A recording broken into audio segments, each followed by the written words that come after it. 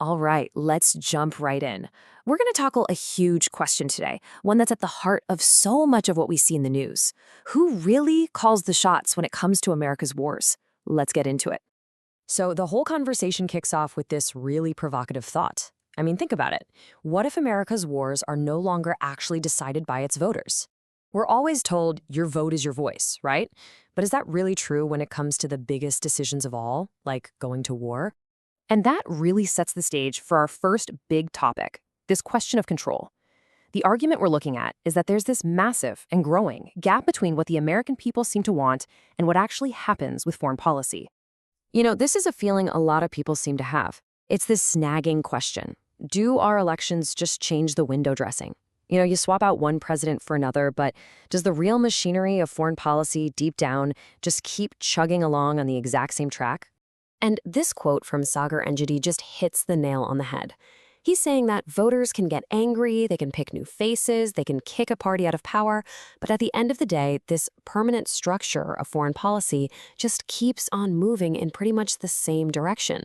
It's like shouting at a train that's already on its tracks.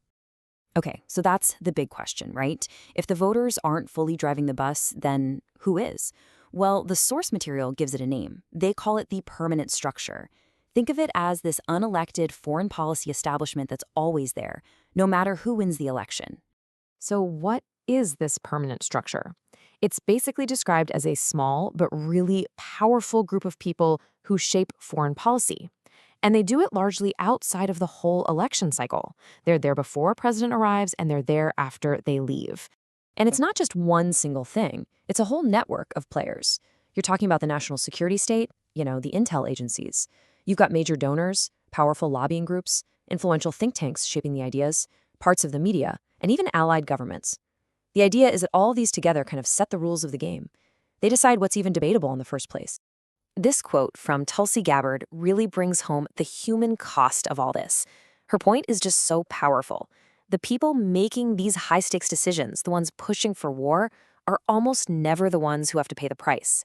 That price is paid by soldiers, by their families, by the taxpayers. There's a total disconnect. All right, so what happens when an outsider, a populist, actually gets elected with a promise to tear this whole system down? This is what our source material calls the populist breaking point. It's the moment the irresistible force meets the immovable object.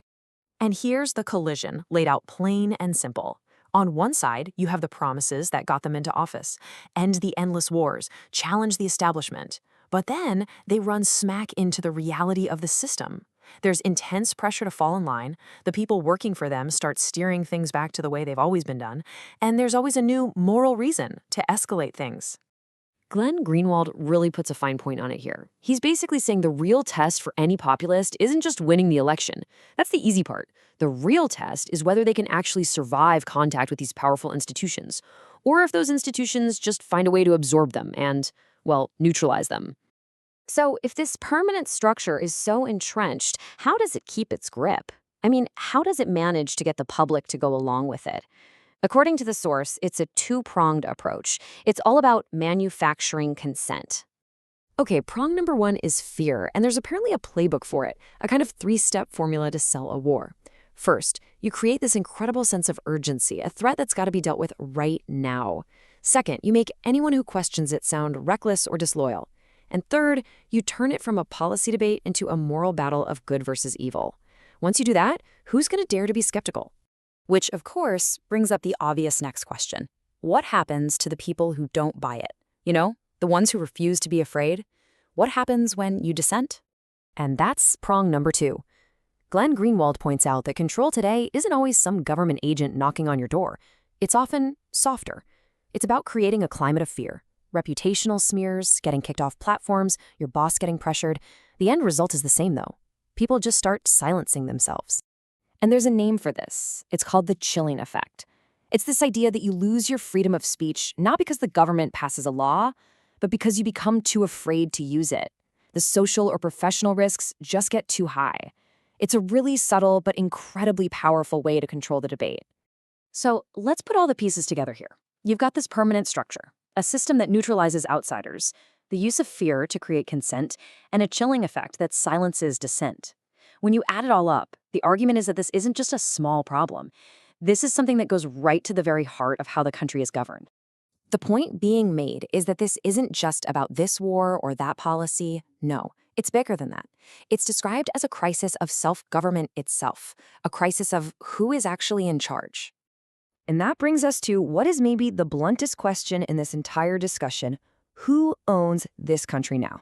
Is it the people, or is it these powerful permanent structures that seem to operate just outside their reach?